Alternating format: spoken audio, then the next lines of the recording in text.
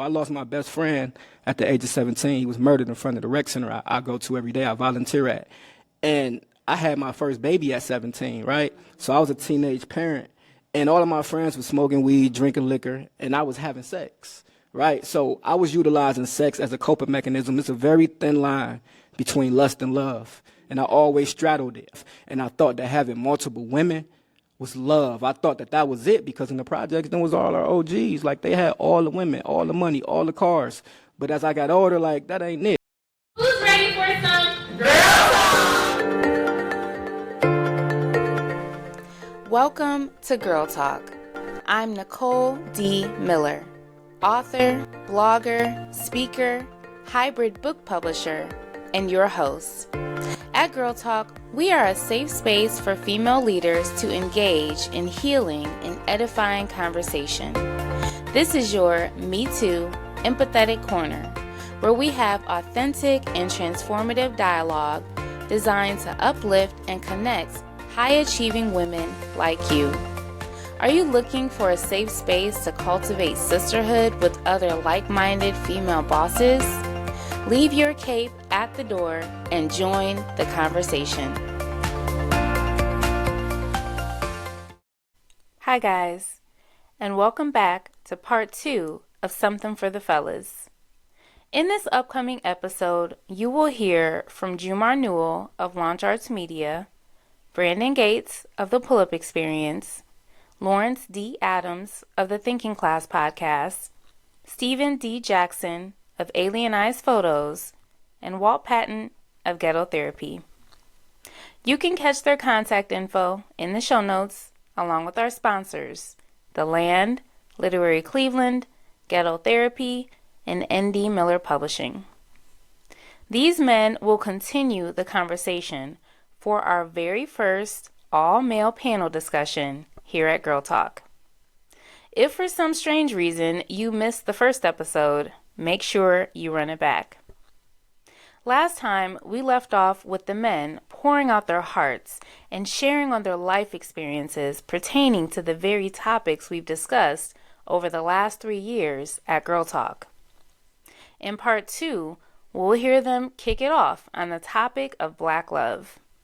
If you remember, this topic was our longest conversation with our largest panel, so I had to throw this one in for the men.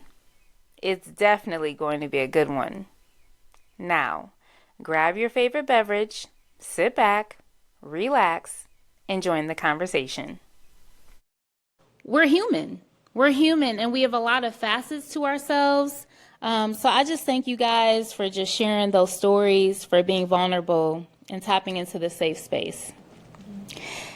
Here's another meaty question. Can Black love still happen? So this particular conversation we had, it was our largest panel. We normally do like 4 to 6 like we're doing right now. That one we had 11 women. We had 4 parts to it. It was like the longest conversation. And so I'm like, okay, I got to get them in on this because we kind of went in. So I'm going to give y'all a chance. So we analyzed our understanding of what Black love was to us based on our in-home examples. So Walt kind of touched on that. Our external examples from media and community. What is your take on Black love? What are some obstacles you think exist preventing our community from thriving in romantic love? What are some solutions? As a Black man, did you have in-home examples of Black love? Did you have in-home examples of how to be a husband and a father? Who wants to kick us off? Well, I got the mic. I'll start off. One more time with the question? Yeah, I got you. That was a lot. It was a lot. What are some obstacles you think exist preventing our community from thriving in romantic love? What are some solutions? Did you have in-home examples of how to be a husband, a father, and of Black love? Okay. So even going back to heartbreak, a lot of us experience that. So just having that self-love and time to yourself is critical. So I think we jump into, relationships being trauma bonded and we just connect, over trauma. And it's like, okay. And we see that in our, homes growing up.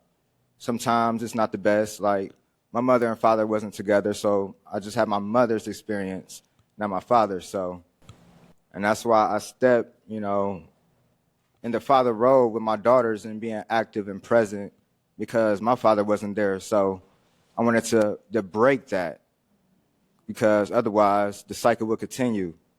So having examples, I think, no, but it's just being that change, being that voice, being that disruptor, being around others that are doing it and seeing that model. Because like me, Jamar, like a lot of us, all of us up here, we're into media, and that is powerful, especially for us Black voices, faces, experiences. It's important. We got to control the media and what we see and hear. Amen. I can take it. By all means. So before I get to romantic black love in general, contrary to popular belief, black love is the strongest thing going on this planet, because we have been persecuted for centuries and we are still standing. And that's the result of black love and unity. And even though we kind of we kind of perceive it based on what we see it to be kind of painted out to us to be, like, oh, it has to be like this big Black excellence portrait, and this woman with the crown and the man in the throne, and this facade. Regardless of what it's perceived to be, it's still present, and it's ever changing, but it's evolving and it's still present. When it comes to romantic love, short answer is yes, because the foundation of black love has made it through all of this tumultuous history. So romantic love can sustain. But romantic, I've been married 10 years. And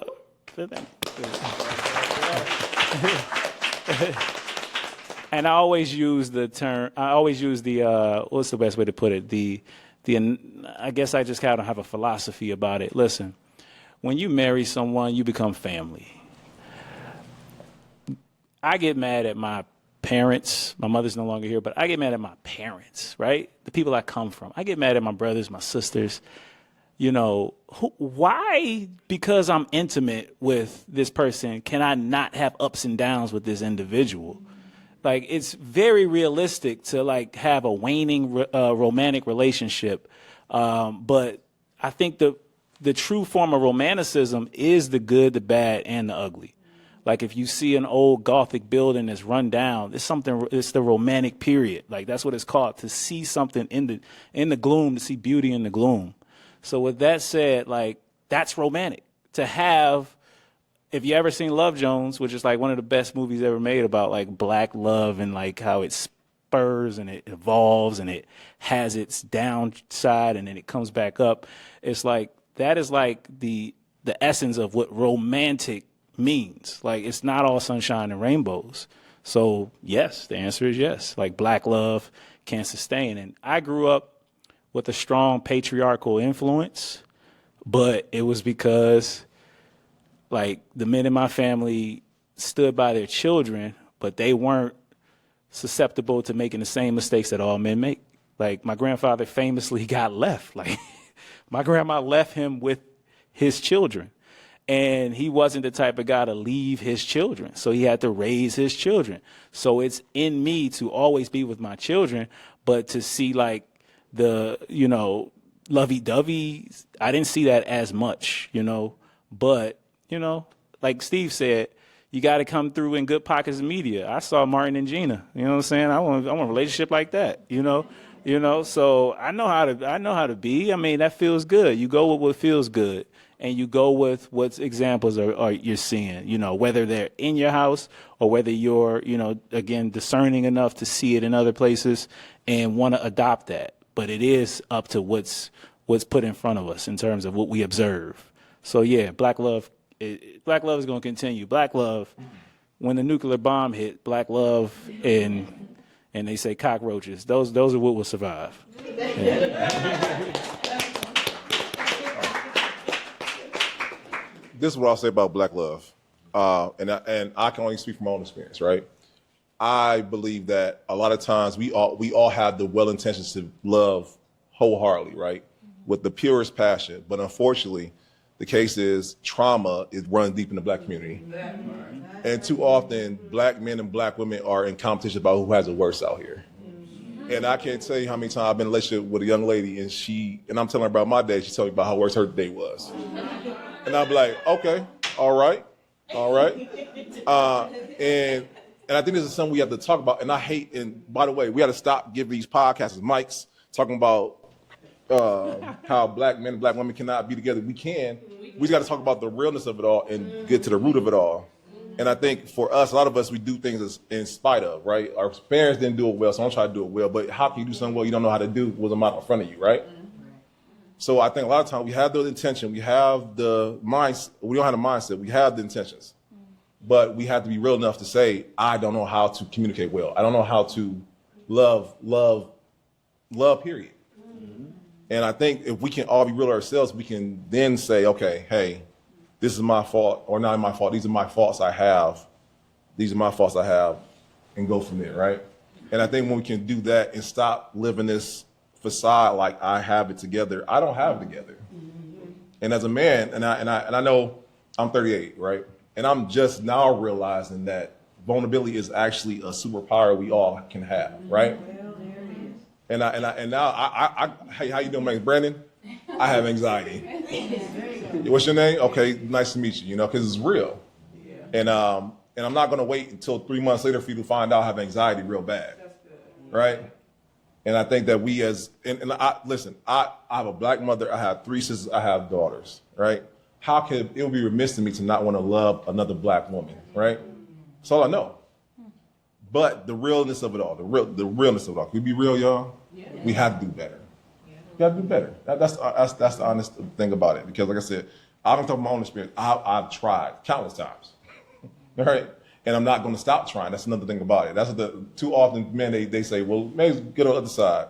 And then they come back to the other side and realize it's all the same, right? But I wanna even add to that. Like, black love is not just it's not just a picturesque or even a concurrent relationship. I'll be a little candid because I'm a really private person, but I'll be a little candid. Like, my wife and I, if you've been married 10 years, you didn't experience it all. You didn't experience it. I mean, you should have. If not, y'all probably live in separate houses on a different coast.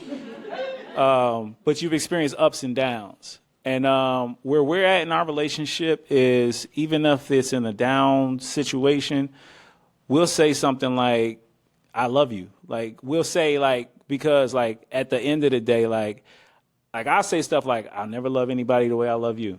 You know what I'm saying? Like, because that's a true testament. Like, whether we make it to 20, 30 years, that's real. Like, and that's still black love. Like, black love is not necessarily like, this like framed like success story, but to know that you can love each other, create something together, build something together, and always have that love for each other is still black love, and I just wanted to add to that because Brandon painted the truth of the fact that it's not this contained thing. You know what I'm saying? It can sometimes be like a different version of the romantic relationship that people are striving to get. Like, listen, anybody in the room that's single, maybe not married, maybe it has the ambition to be married, just get it out of your head that it's like some fairy tale stuff. Like, it's not a fairy tale. It's a real commitment. It's a second life. You live your life. You're an individual. Think about the fact that you're looking to merge individualism. You're looking to pair that. Okay, it's like, oh man, I got my bachelor's, I want to go get my doctorate. It's not going to be easy, you know what I mean? So get that out of your head and just know it's a commitment, and it's something that whether you do it for 10 years, 20 years, 30 years, it's going to be a testament regardless. And if you can maintain the fact that you care deeply, which is AKA love somebody, then that's black love, or brown love, or whatever y'all want. However y'all want to intertwine it.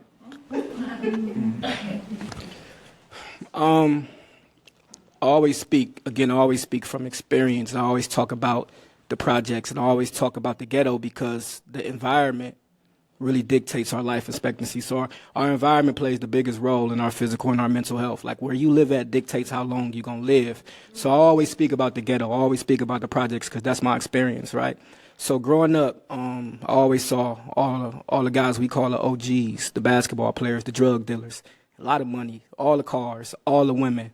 And my brother, he was one of them, and he brought in multiple women in the house, you know what I'm saying? And I saw this with my own eyes. So my interpretation of love was having multiple women. I thought that, you know, whoever had the most women was the ones who got the most respect. So that's how I always interpreted love.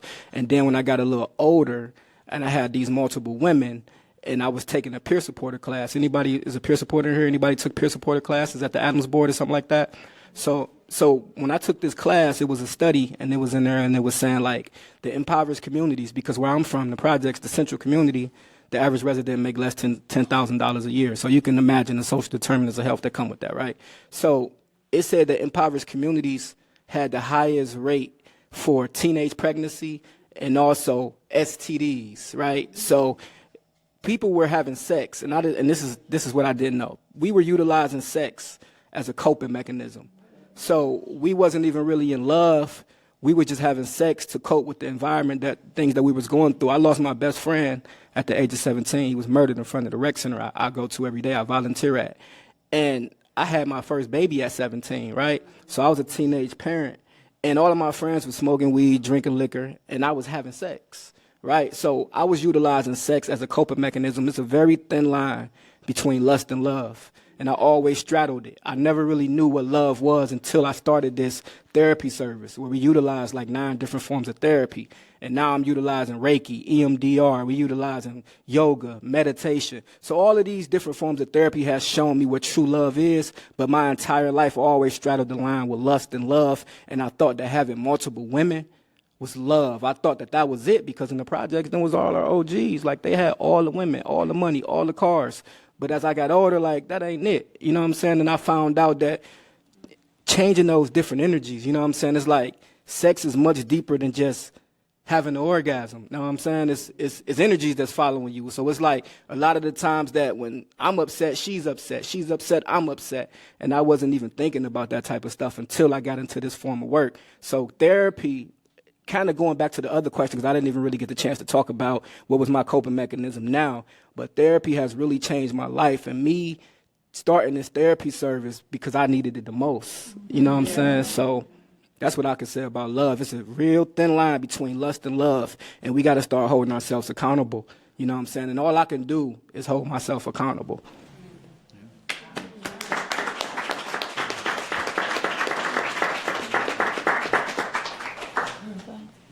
Ooh, these guys done dropped a bomb in here.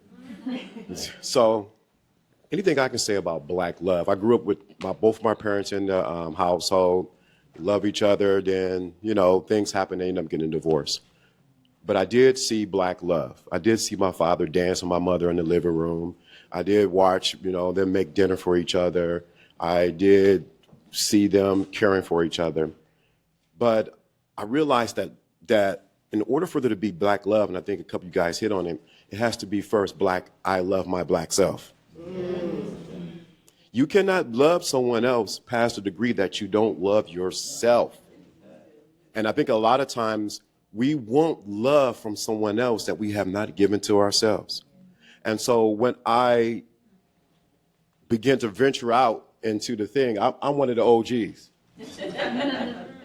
I was about that life. And I was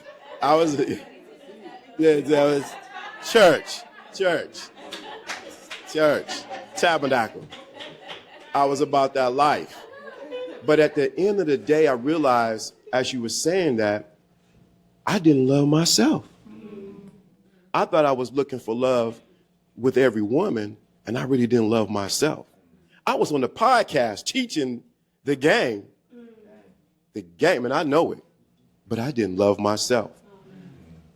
The moment I began to look in the mirror and look at me and said, I got to make a difference. I got to do something different. This ain't working. Having multiple women sounds fun, but it ain't. It's work, for one thing. The other thing of it is,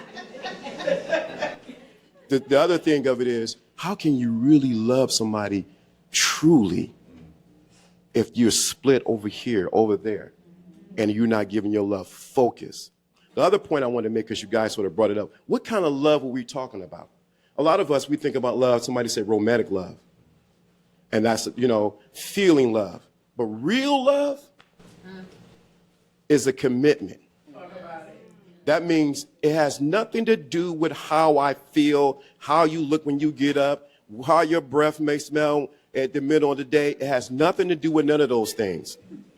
Real love says, I love you in spite of. Real love goes beyond just thinking about myself. It's also what can I sacrifice in the midst of this? So when we talk about love, especially for black men, like I said, I was about that life. We cold-hearted, Brandon.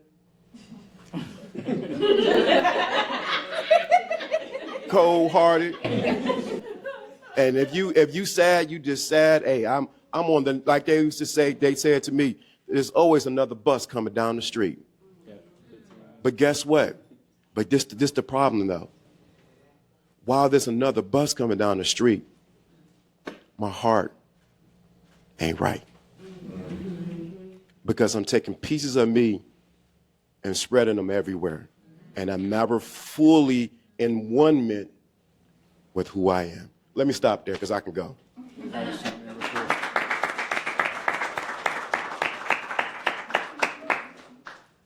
I just want to chime in as we continue to speak about self-love.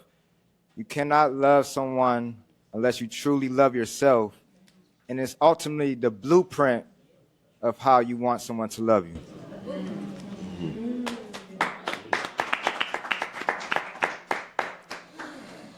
Oh, this is good. It's good, right? Yeah. I think what makes it so amazing is that we say the same thing. We've been saying the same thing at Girl Talk. So it's like finding the counterparts, hearing the men that are doing the work. Some of the things we said on this conversation was that a lot of our households lack role models. Walt touched on it, living in the inner city. I was a product of a single parent home raised by a strong woman who was raised by a strong woman. Women, quote unquote, doing it all. And it's backbreaking work raising a child on your own. So even though she did it and did it well, it took away from a lot of her more feminine side. I've had the benefit of having community, walking along a path of like-minded people, being restored, being healed, and learning self-love, right? Self-value. But like Brandon touched on, we have a lot of trauma in our DNA, things that we inherited. And, Jumar's vulnerability, it's that fight. What Lauren said, it's that commitment even when you don't feel like it, right? And so that grit, and I do think our culture and our community, we have some more things to overcome, maybe that others don't, that are more privileged, but it's possible, and we have it in our bloodline to overcome. But I do think it takes a community. I'm a single person, but I wouldn't be where I am without community. And I dare to say marriages need community too. Absolutely. And I think our indigenous roots, we've gotten away from the village. Even helping my goddaughter's mom in this season showed me like, shoot, you can't do it alone and I can't do it alone. But I had this mindset from our Western culture that you're supposed to. But that's the lie of the enemy. So we're opening up these spaces to find what we need in each other. Resources are in the village. But I do love the hype on self-love. For me, that's been a journey of self-value and not settling, because I could have a million times.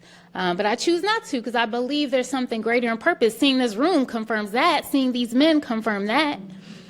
So thank you guys for all of it. All right, another topic that we've kind of danced around, and Walt kind of hit on it too, mental health, In our discussion, Taking Care of Us, we talked about the need for female leaders to tend to our minds, bodies, souls, and overall health. As a male leader, is there an emphasis on this and outlets in place for you to do this? What do you have in place that assists you in taking care of your health? Has the societal narrative changed for men to tend to their mental health, specifically for Black men to tend to their mental health? And I know, Jumar, we talked about this yesterday on our one-on-one about burning the candle and it catching up to you. So you want to kick us off? I'll go first. And there I go, aging myself again. But I'm 37, right? And there's something to be said. There are unwritten studies and chapters about a Black man at this age, especially if, by chance we didn't fall into the traps that were set out for us in American society. So I'm saying successful Black man. There are, a lot of pressures on us because we've gotten this far, and there's a lot of trauma. Like I grew up on St. Clair. I grew up on 118th and St. Clair, next to the drug block, 117th, very notorious drug block, but pretty decent when I came up. Pretty decent neighborhood, blue collar neighborhood, tough neighborhood, but blue collar neighborhood. There was community there, but there was a lot to kind of navigate around. So there's a healthy fear of falling into the traps that your hood could provide. There's a lot of that. There's a lot of survivor's remorse. Being educated Black men, one of my closest best friends is in the audience. Like, he was valedictorian. I'm just going to shine light on him. Valedictorian of our class, like at School of Arts. So it was like him and then 20. It was him and then 20 girls. and then we start ranking in. If it wasn't for a friend like that, like, we would have been like, I don't know, we probably got kicked out of school or something. But I'm getting away from the question. You were saying, like, mental health. There's a lot that pulls at somebody my age, and to be aspiring to start a business and then scale a business, to have people working for you. That's virtually unprecedented in our community. It's not unprecedented on a nationwide scale, but it's unprecedented in our community. And it is a lot of anxiety that comes with that. That was my biggest issue. I thought I was Teflon in my 20s. I used to tell people, I don't know what's wrong. I slightly thought mental health was just like, I thought it was fake. I didn't have, like, I was such a persevering person, and I dealt with things. My mother, honestly, so maybe it's like a contradiction that I thought it was fake, but my mother had mental breakdowns, and I thought it was postpartum and things of that nature.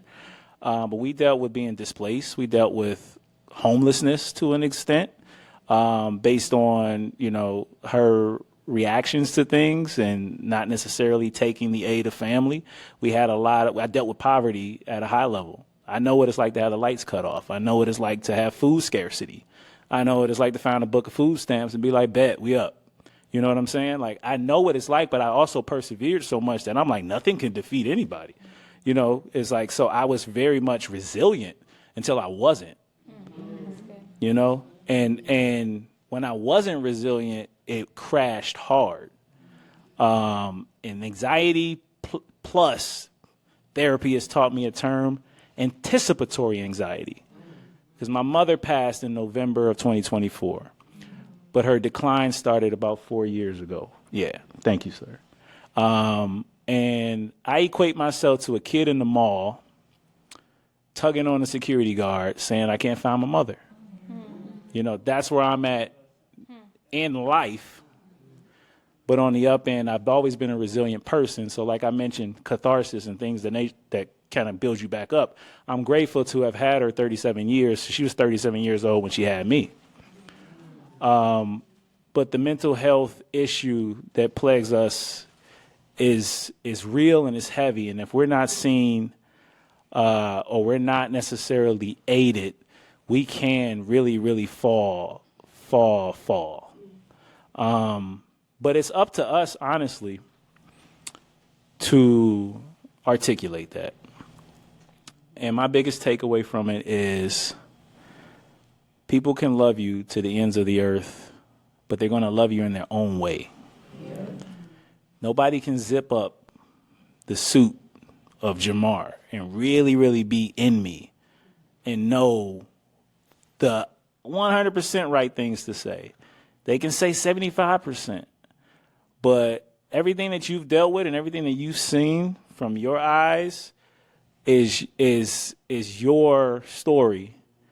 And the only thing I can say again to help against mental health issues that we deal with is just to communicate and be around those right people, because you'll get that support system, but again, you'll get that support system and it's a double fight. It's like they'll fight for you, but you got to fight for yourself. You got to fight for yourself. Like, I'm telling you this, like I said, I thought it was Teflon, and depression hit me. Depression hit me to say, oh, okay, I want to make sure this company sustains, and I want to make sure this company thrives. And I get up every day and I felt like the last airbender, because when you're a real entrepreneur, there's no real safety net. You're making things out of the air. And we're a six-figure company now. I'm making hundreds of thousands of dollars out of nowhere. And if you sit back and think about that, it'll scare the shit out of you. It'll scare the shit out of you. And you just have to talk about it. You just have to share. You got to have that circle. They're going to hold you up to that percentage level, and you got to take yourself the rest of the way. That's all I can really tell somebody. When it comes to mental health, that's your mind. You know what I'm saying? So keep fighting. I know the dark times. I know how it can be. Don't give up on yourself. Don't blame others for not seeing you in totality. Take what they can give you and give yourself the rest of the journey.